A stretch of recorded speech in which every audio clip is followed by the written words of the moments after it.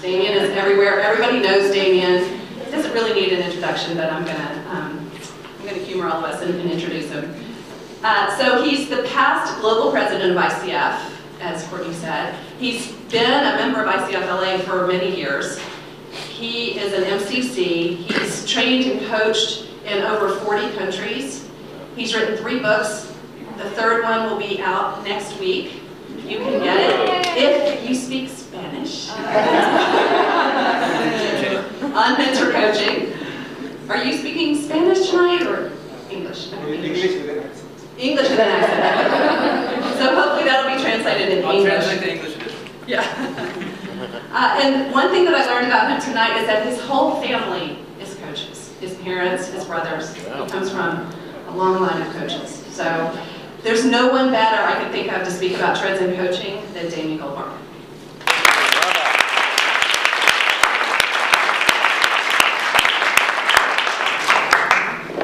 Can you hear me well? Yes. Hey, it's great being here. I have here many of my colleagues, some friends, some graduates from my coaching trainings at USC at the Center for Nonprofit Management. It's really great being able to share with you some of the trends that I have observed in the coaching world in the last few years. So I want to share, when I was planning the session for today, I was thinking where I would look for sources of information for you. So what I did is, I did some research. I'm going to share with you some research results. I talked to people at ICF Global Headquarters. I talked to the executive director, with some colleagues that work there to ask them about what they have been hearing. I want to share my experience. I have, for the last 6 years, I was a member of the Global Board of Directors. So not only being the president for 2 years, but being in the Global Board for 6 years, helping to shape coaching at the global level. And then I have been working with my clients all over the world for 20 years, more than 40 countries. And I have heard and seen many trends lately that I want to share with you. Now, what are the key trends that I'm going to be sharing tonight? I want to talk about internal and external coaching, what's happening in companies and organizations. And the future of coaching is more related to coaching in organizations. We talk about executive coaching, and when we hear executive coaching, we think we're talking about coaching high-level executives. But executive coaching is really what we call all coaching that happens in organizations to managers, mid-level, supervisors. I think that coaching in organizations is really the trend more than live one-on-one coaching. Coaching in teams and group coaching is another trend. And what is happening also in terms of training managers in organizations as coaches. So I'm going to share with you, I had a chance to train managers on coaching skills in more than 20 countries, and I'm going to share with you some of the key elements that I use, so you may want to pay attention to some of these ideas, some of these items in the agenda. Now, it's interesting to talk about trends, but it's even more interesting if we can apply them to our lives, because we don't want to just hear information. What I am interested in today is to invite you to consider how you can use these trends in your own life and in your work. So if you thought you were coming here just to listen and learn about trends, this is not my plan. My plan is that we have an opportunity to reflect on what's going on in the world, how coaching is affecting the world, and what is happening also in your life and in your work, and how you can put these things together. Are you willing to do this? Yes. Are you willing to do some work? Yes. Okay, great, because this is what we're going to be doing. I had the chance to go to the website of ICF, and unfortunately, many ICF members are not aware of all of the resources that you have as members. How many of you have used and take advantage of the ICF research portal with all of the information that there is about research? Not too many hands. There is tons of information, tons of resources. One key resource that you can use for your work as a coach is all of the information and all of the research studies that ICF has compiled over the years. But particularly, ICF have done research projects every year bringing new light to different topics. If you go to the Coach Federation or our website and you go to About, that's one of the challenges is finding things in the website. You know? that I can relate. I have been working on that for years and we're still struggling. But it's in About. And in about, you go to research, and in the ICF research, you have all of the research studies. I want to share with you only a couple. I don't know how many of you heard about the research study, ICF, coaching in organizations. Anybody have seen that study? Okay, this study talks a lot about internal and external coaches. So if you're interested in the topic, I highly recommend that you go and spend time going through this report. You can get the basic report. If you want to get the full report, you may have to buy it. Key element on internal coaching is growing very fast. 10 years ago, nobody talked about internal coaching. When we're talking about internal coaching, we are talking about companies hiring coaches to work internally to provide coaching to their employees. Do we have anybody here who's an internal coach? An internal coach here today? We have 2, 3. Used to be? Yeah. We have 3 or 4. Great, you're here. So what research says is around 10% of all of the coaches are internal coaches. But this number is growing. And how many of you have heard about Sherpa? Sherpa is an organization and research study that they have done. I want to share a little bit about them. They just came up last week with a new piece of research about coaching organization and executive coaching. And they found in 5 years the increase of internal coaches that fill out the forms and the research and participate in the research increased 60%. So that's a trend. And what is interesting is that many coaches hate marketing. Anybody here that don't like marketing and building your business and all of that stuff? Well, many of us are great to coach, but not great at selling ourselves. And that's a global problem. And that's the reason why last year I came and I talked about that. I don't know how many of you were here last year when I came and talked about how to build a practice. Because if we're great coaches, but we are not great about building a business and marketing our services, nobody will find us. And that's a challenge that coaches have all over the world. As ICF president, I have the opportunity to travel and to meet coaches all over the world. Around between ICF and my own practice, let's say that I travel around 20 different countries in the 6 years, and I talk to 40 different countries virtually.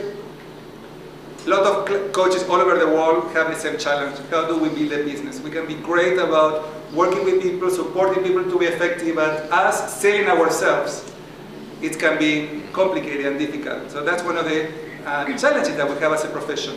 Not only coaches, psychologists, social workers, people who work serving, providing services. So this is one of the challenges. So internal coaching offers that opportunity for people who don't want to build a business, or not entrepreneurs.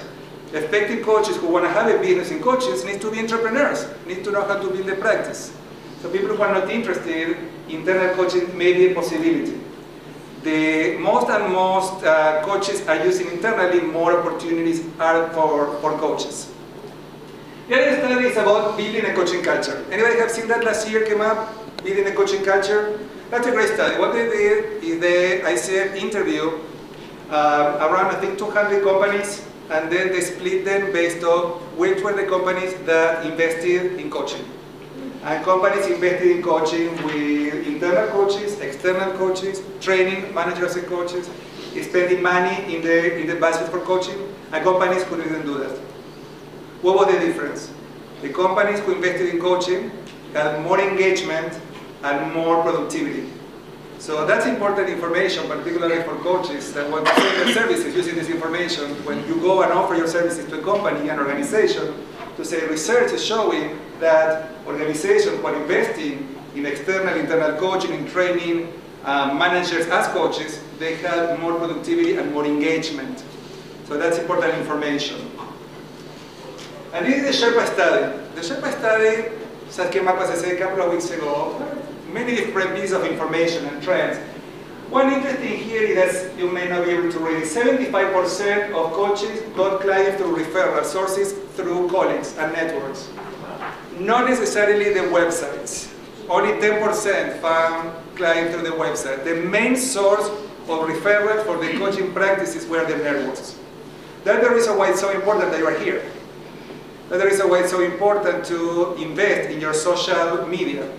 Because even though websites are not the place where people are going to be looking for a coach, social media, being in contact with your colleagues and people getting to know what your specialty, you can be in the mind of your colleagues when they get clients that they cannot see, or when they get opportunities. So I want to invite you to consider how effective are you at building your network. And being part of ICF Los Angeles and being part of the community is one of the ways that you build your network. Another piece of information was the average of hour for an executive coach. Any guesses how much you think would be the average for an executive coach per hour? 500. 400. 500, 400? 2,000.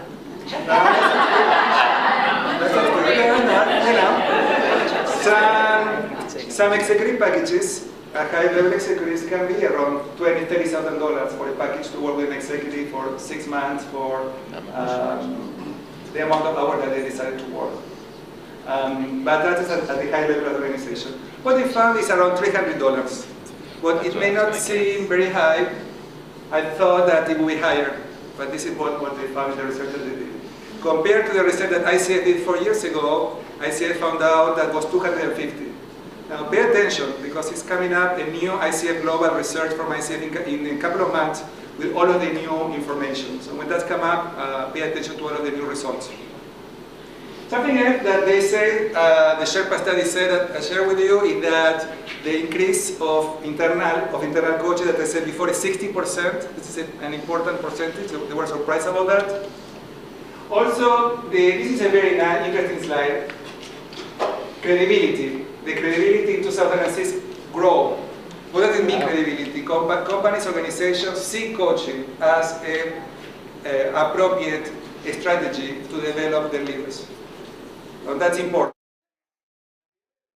In the past, most coaches were working between assisting in transitions, addressing a problem, or leadership development. Over the years, the focus on leadership development grew from 43% to 61%. And that's really important because coaching shouldn't be remedial. You know, when we're talking about addressing a problem, what we're talking is about solving problems. We don't want coaching to be about problem solving. We want coaching to be about leadership development. And we want our coaching to be part of the strategy of the company to develop their leaders so they can be prepared to be doing the best possible job. Now, I would like you to talk at your tables. And I would like to ask you, what are the trends that you have seen in your job? So let's spend 10 minutes at your table getting to know each other and talking about what have you seen in your job, in your work, with your colleagues. What trends have you seen? Let's spend 10 minutes and then we will have a big conversation. What are the trends that you have seen? It's important the dialogue and the conversation and learning from each other. A couple of things that I heard in this table, so I'm going to share a little bit of what I heard here. One of the interesting distinctions is there a difference between, what is the difference between life coaching and executive coaching? When you're working with executives, when you're working in organizations, aren't you doing life coaching? There are different perspectives about that. My perspective is that's true. When you're working with a person, with an executive, if you're working and already working on the beam and you're working on their skills and their challenges, you cannot separate your personal life and your work life. So definitely what is going to make the difference? That's the difference between, I think that all executive coaching is life coaching. Not all life coaching may be executive coaching. Make sense? So I wouldn't separate in that way. So like sometimes that came up, one of the issues that came up as a conversation. The other issue that also came up was team building, team coaching instead of team building, as an opportunity to help teams to be more effective. And what is the difference between team coaching and group coaching? Group coaching is coaching different people on their own issues, one-on-one in a group context, where the coach works on personal goals and support, and the group support everyone to accomplish their personal goals. In team coaching, the goal is the goal for the team, and the coach the whole team as an entity to get results. Can you hear the difference? Yeah. So these two things are really increasing, and people are building skills to do the job. Now you need to have a lot of skills to do this. You not only coaching skills, you also need to understand systems, you need to understand facilitation skills. I want to share with you a personal experience. As Abby shared with you, I have studied with Fernando Flores for 2 years. And at the beginning it was challenging because he provoked me about coaching, about the place of coaching in the world. And finally I got it. And what he was saying is that coaching should be some, he talks about coaches as ambassadors of possibilities. Ambassador and orchestrator of moods. And I do think that there is a lot of wisdom in the way that he understands coaching. And he was a teacher of my teacher. I studied with Julio Laya in Newfield. Any Newfield graduate here?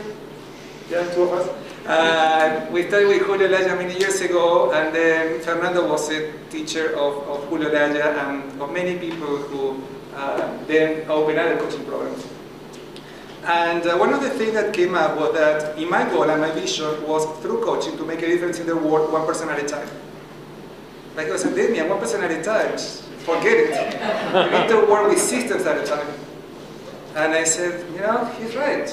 You know, and what can be our place in doing that?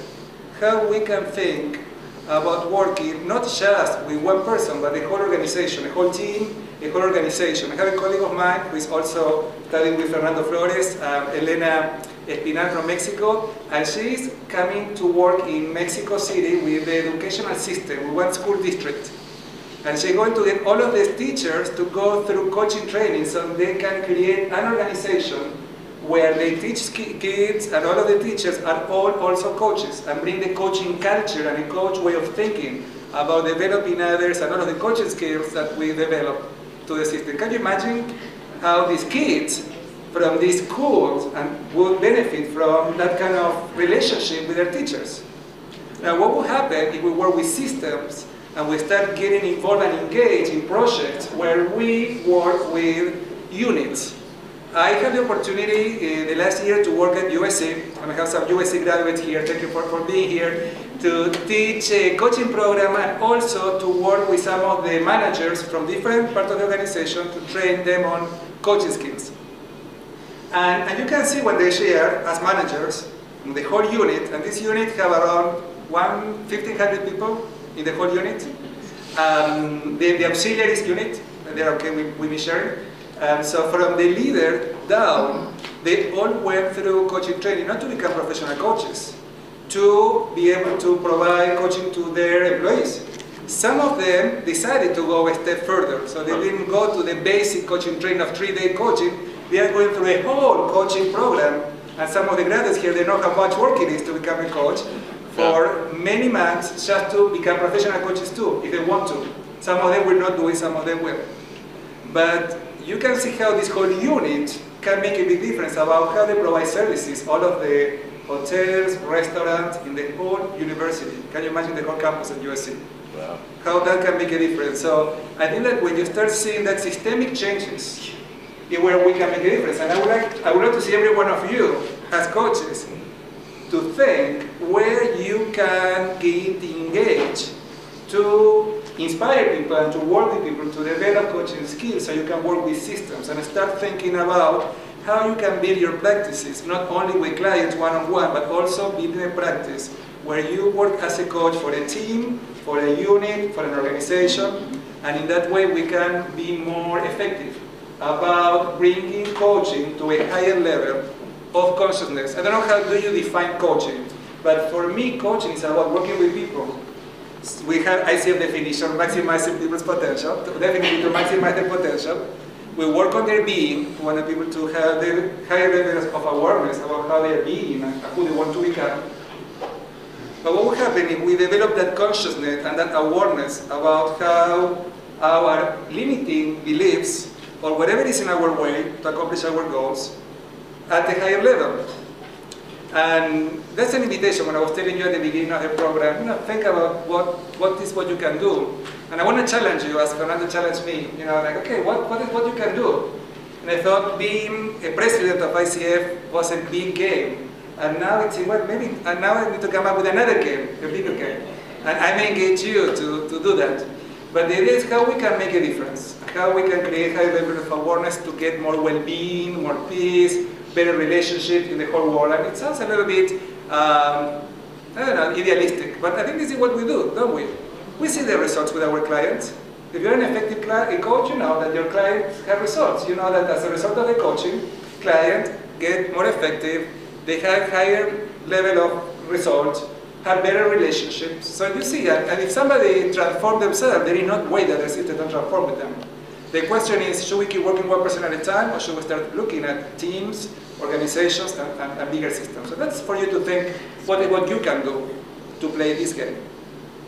Now, what about the table? Anything that you share in the table that you want to share about trends with everyone? Oh, go ahead. She's taking. Hey, Sherry. Sure, you're up. You're up. Yes. Okay, so we talked about how the USC campus is evolving because they're bringing more coaches to not just come to the class, but whole departments are sending their people in to get coaching. We talked about more executive directors wanting coaching.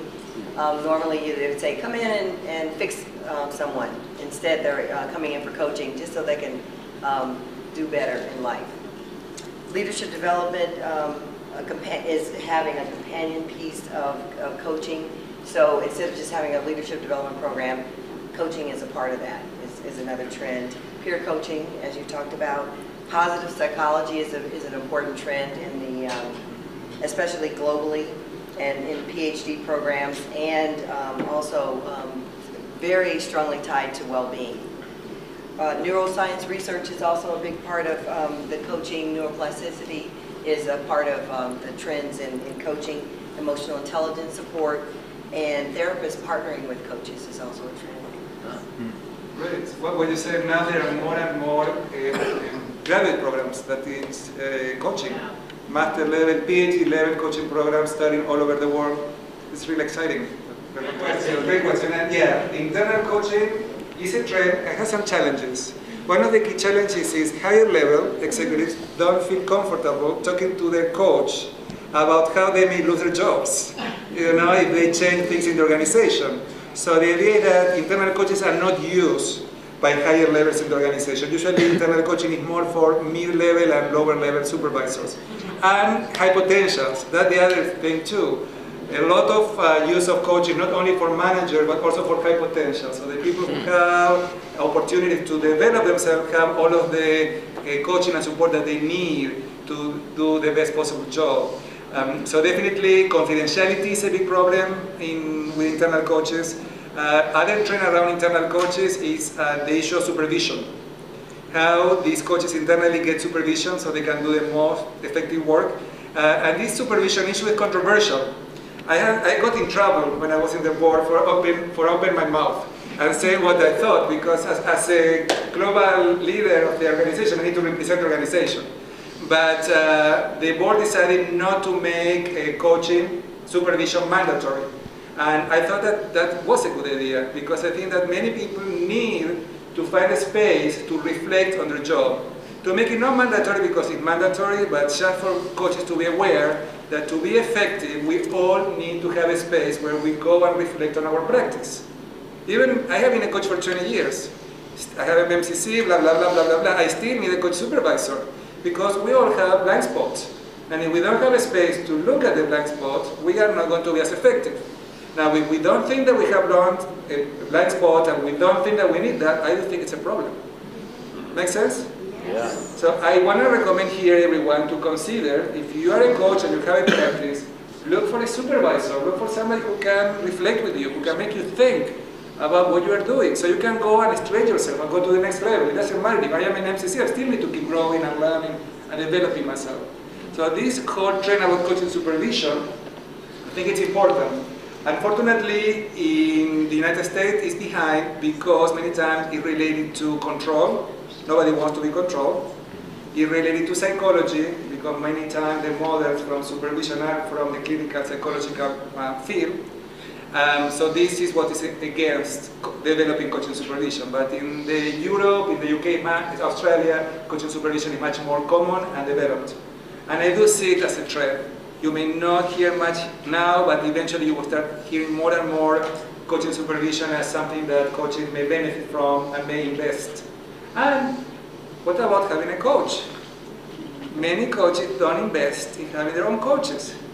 If you don't want to have supervision, at least have a coach. How come I am going to refer you, a client, if you are a coach and you don't have your own coach, to work with your own effectiveness and your own issues?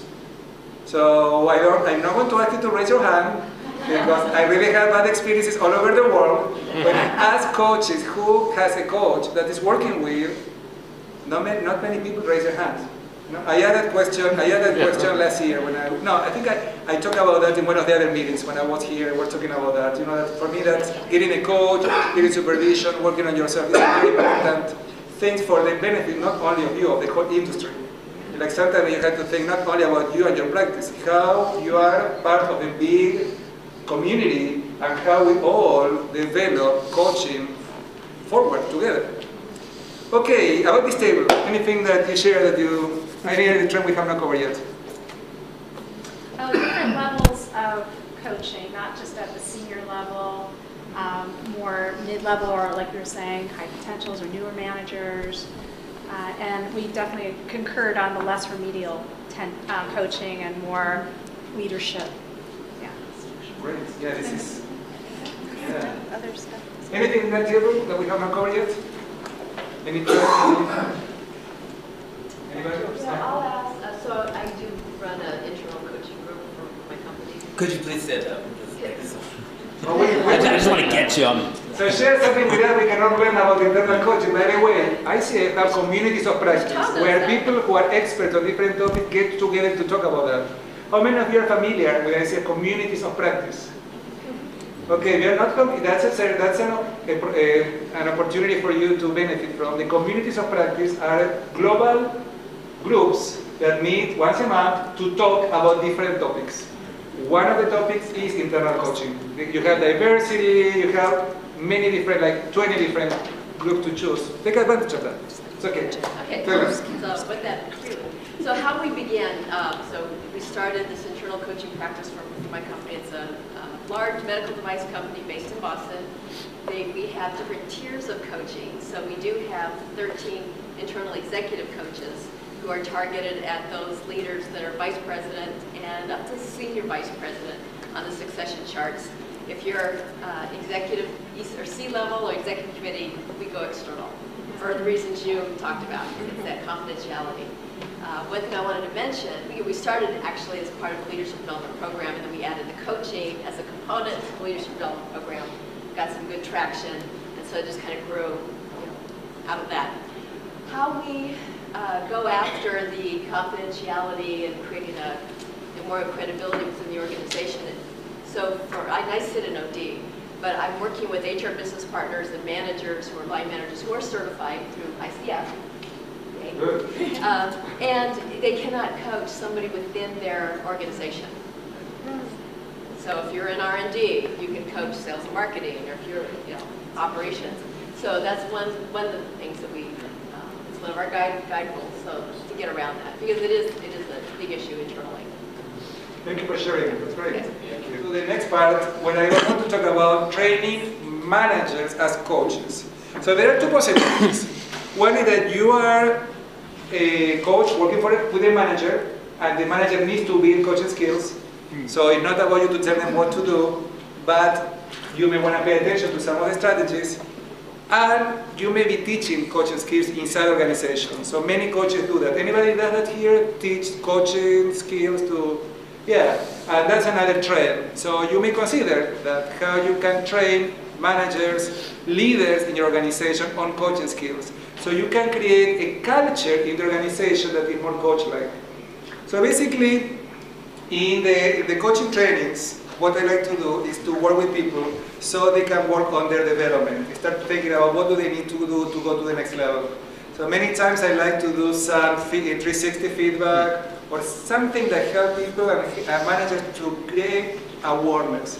How we can create some higher level of awareness about where they are, where they want to be, and what are their blind spots. So many times we talk about feedback, and I think feedback is one of the key skills, the communication skill, but definitely work in coaching, how you can be effective. So I do many different exercises around feedback, so people, managers can be more effective at providing feedback to their staff. And what we find is that most of the time, managers can be somewhat effective in telling people when they do something wrong, but they're not effective about reinforcement and providing positive feedback. So when I ask, most of the time, Who here is happy about how effective you are about providing reinforcement and positive feedback? Raise your hand. Nobody raise their hands. This is not in the awareness many times of managers and leaders. So I think that we can, as trainers, in this case we're using our hat as trainers, facilitators, we can create awareness in managers to be more aware about how they miss opportunities to coach people, to find coaching moments, to provide effective feedback, reinforcement, and also we're talking about emotional intelligence, to consider what is emotional intelligence. And many people are very surprised about how low it is. And emotional intelligence, I use this book, I don't know how many of you are familiar with this, we use it in our training programs. People they're self-evaluating themselves. It's not that somebody is self-evaluating, it's your own results. And I do believe that emotional intelligence is one of the issues that came up the most working in training managers with coaching skills. And also, it's one of the most common issues that came up as a coach working with executives. Dealing with their emotions, dealing with not only being self-aware, that's very interesting. Many people, ourselves, we can be very self-aware. We can maybe not ourselves, but then what we do with that is a different thing. You know, we know ourselves, but then being effective at managing ourselves. And we can be empathic, but also how effective we are at building relationships and managing relationships. The 4 key elements of emotional intelligence. They do a lot of work with that as a coach and as a trainer. The other instrument I like to use is Strength Finder. And the Sherpa research also found out that the coaches, 70% of the coaches who participated work with a strength approach. And a strength approach means we focus on what is working, not on what is not working. So as a coach, as a trainer, let's look about what are the strengths and how we can leverage the strength instead of looking about what is not working. So that's an important approach as a coach, but also training managers with coaching skills. And the last part that I want to talk is about working on social change as new trends and what the ICF Foundation is doing. But before we do that, I would like to do another round at your tables. And I would like you to share briefly, like take 1 minute each, what is your reaction to what I have said in the last few minutes? What is your reaction about training managers, working with managers on these issues? What is your reaction about your place and changing systems and working as a coach in a system, with a system perspective? Anything that came up for you and relates to what you do. Let's take 10 minutes, 1 minute each at the table, and then we will reconvene.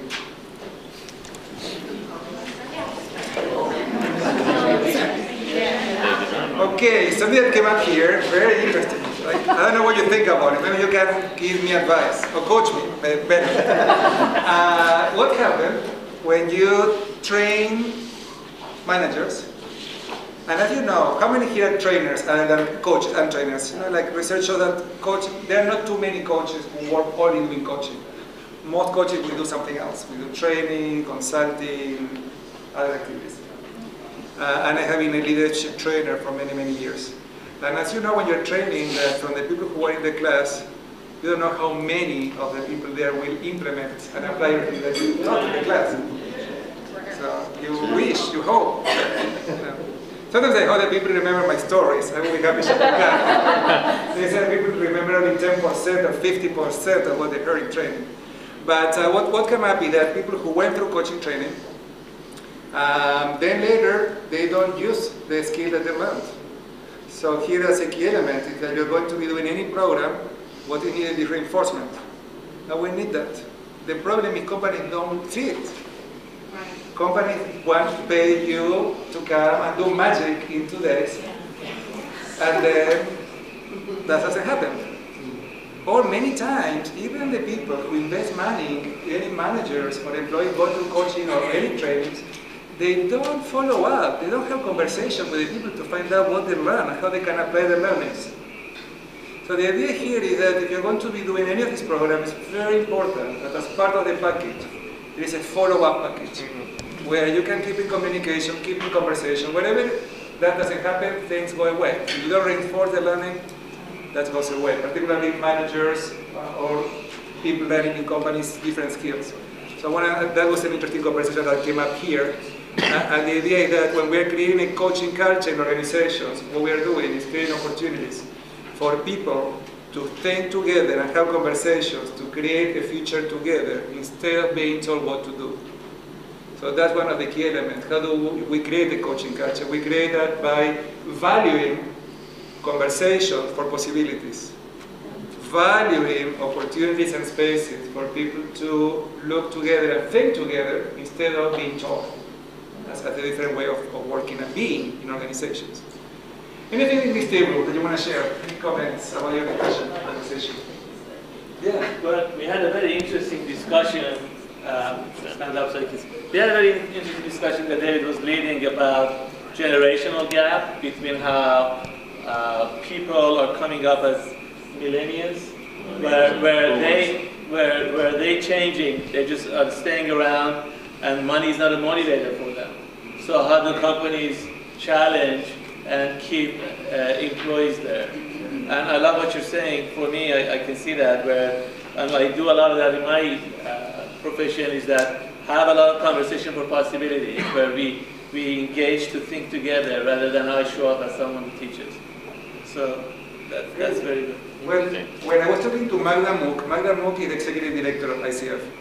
And I asked her, you know, how to do this ICF presentation, what are the trends, what do you see? And by the way, she's one of the most important resources around coaching in the world.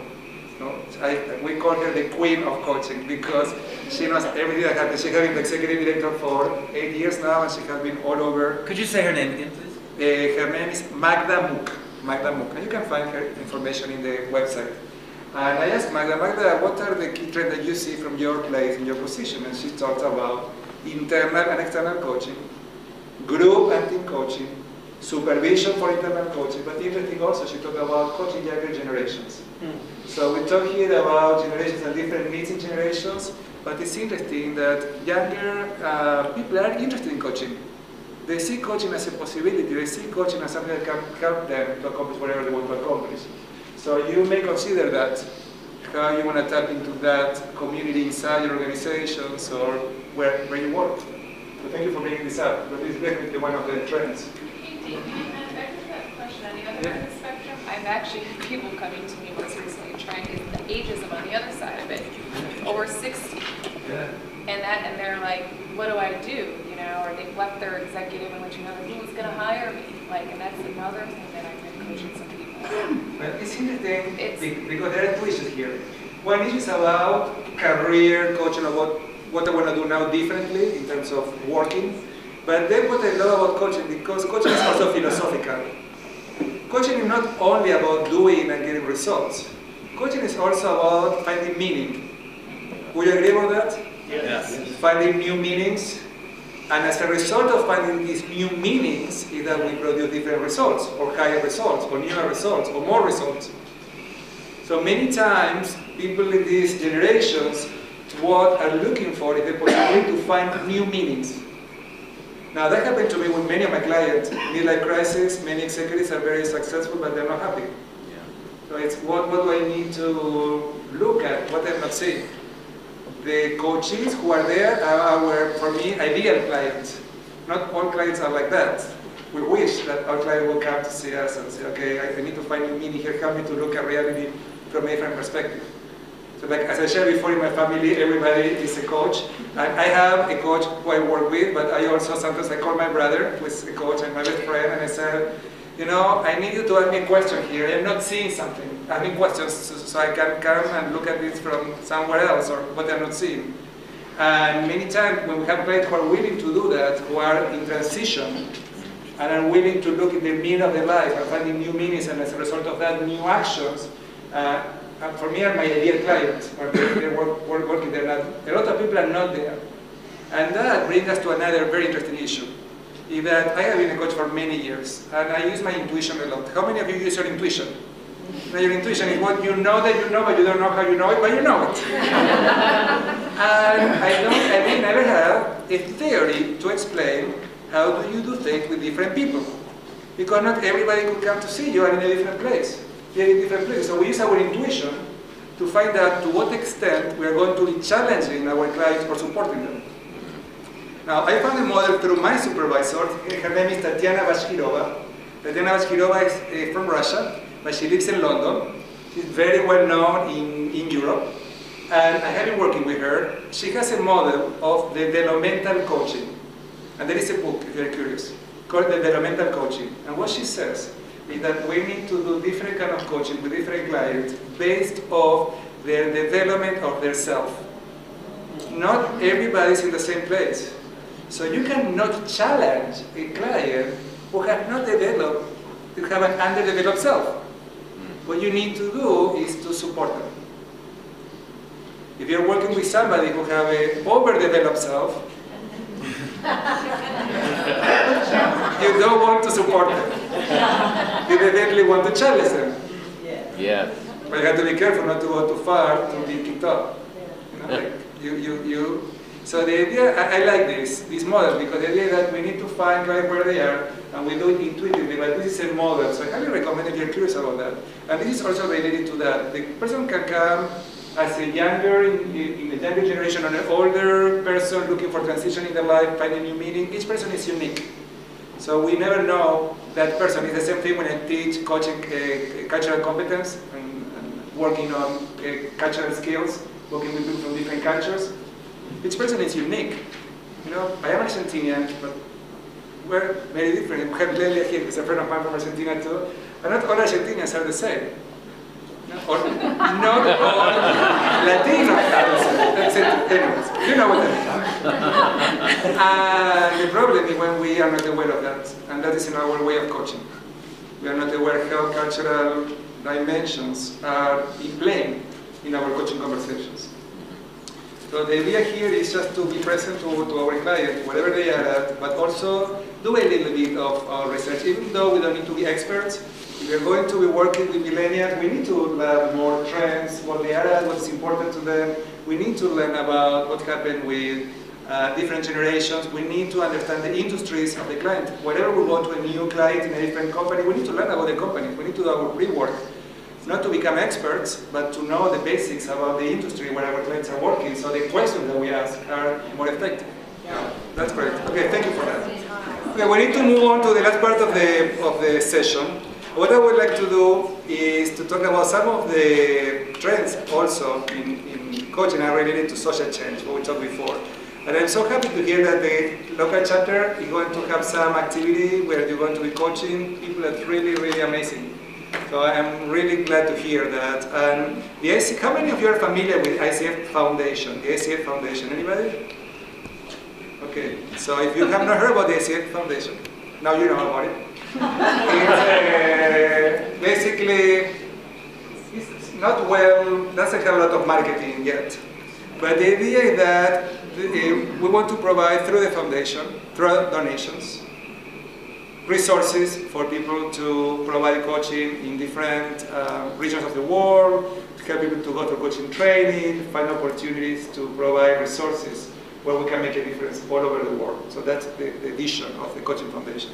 So every year, if you go to the ICF global website, in about to hide it somewhere, you will find ICF Foundation. And if you press, there is a video where some people got awards for the work that they have done socially all over the world. The two award recipients last year was North Carolina chapter and Washington DC chapter. And I would love ICF Los Angeles chapter to be ones. I know in the past you had one. You had one. Do you know that? ICF LA chapter received one chapter award in the past. Very competitive. Well, who cares about that? We'll say. Don't care about these awards for the chapter who will make it different. But these two chapters, North Carolina and Washington DC, what they did is they got the local chapter members to provide coaching to different organizations, basically not-for-profits, like you're doing here in this chapter now, with this activity. And they have amazing results. Just coaching, going, getting involved in these not-for-profit organizations. For example, Washington DC is working with one that works with veterans, one not-for-profit that works with women and change, and another one that works with leaders in the community. So the idea is to provide free coaching to people from these organizations. And the idea is that through coaching they can make a difference in their communities. So I do believe that coaches should have a higher level of involvement and participation in these kind of activities. So I want people to be familiar with the foundation. And I also was doing some research, and I knew about what ICF Mexico is doing. So I talked to a person. I have an interview because I wanted to know about their program. Are you familiar with that? I was a part of the program and executive director here in LA. From the same organization? Yeah. Do you want to tell everybody about Inroads? You will be better than me, you know. Just tell everything about what is Inroads. The mission of Inroads is to develop and place talented minority students in business and industry and prepare them for corporate leadership. So we had internships. I was an accounting major, so I spent 4 summers working at Blue Cross in the accounting department. So I had a meaningful internship. And then I worked for Arthur Andersen when I graduated from college. So it changed my life tremendously. That's awesome. It's an amazing organization. And interestingly, listen what happened. They went to low-income youth, going through finishing school, and they wanted to help them to succeed. But the problem was they would do these internships. So the idea is that they were effective in the internship they would hire. Many of the youth were not doing well. They did the internship, they were accepted, and then they didn't perform. And they realized that what was happening was they had these limiting beliefs that they didn't deserve to be working in these organizations because of where they were coming from. And that was against them. So what was interesting, and ICF Mexico chapter joined them. I don't know if what other part of the world is happening. Maybe you can help to make it happen somewhere else. What's interesting, what they did is they worked with 85 processes in 3 years with 22 coaches. But the most interesting part was the 80% of the youth who were going through this program were higher compared to 50% who didn't receive coaching. Wow. So for people who are wonders what coaching can make, definitely can make a difference. You can see it here in this case, for example. So I wrote this and I was doing some research because I have been thinking what do I want to do next? What I want to get engaged. I started, after I left ICF Global Board for 6 years, that was almost like a full-time volunteer job. Found myself with a little bit space. I said, what do I do now? And I am very committed to making a difference, and I thought, what other ways to make a difference? And another way is doing this, just speaking. So I opened the first Latin American Speakers Association. Wow. With people from all Latin America with a vision to train people and develop skills so they can have successful business in being speakers to inspire people on different topics to produce world change. So we started 4 people in last October, and we have already 30 members, slowly by slowly.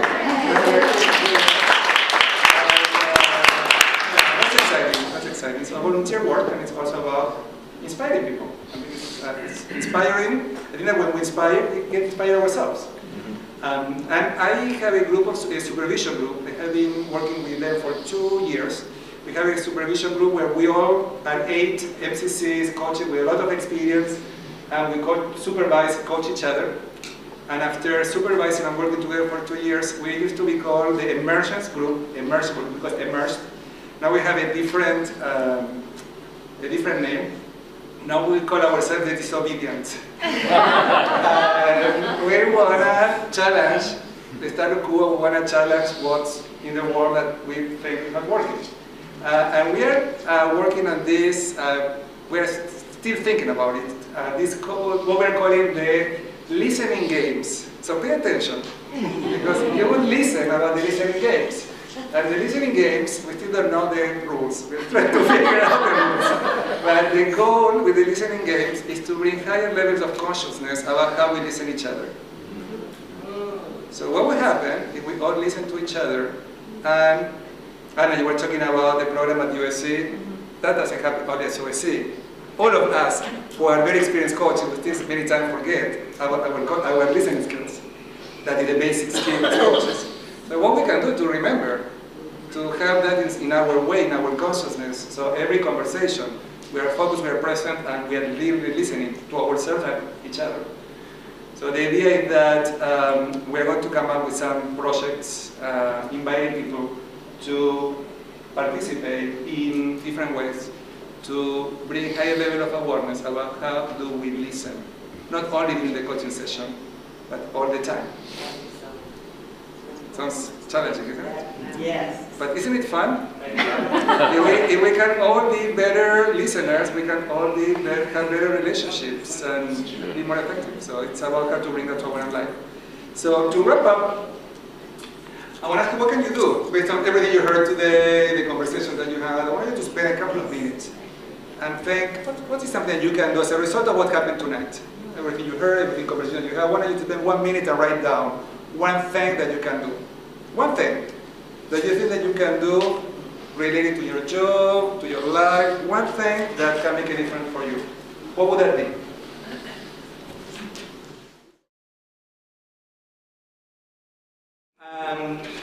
What I want to say is that it has been great being here tonight.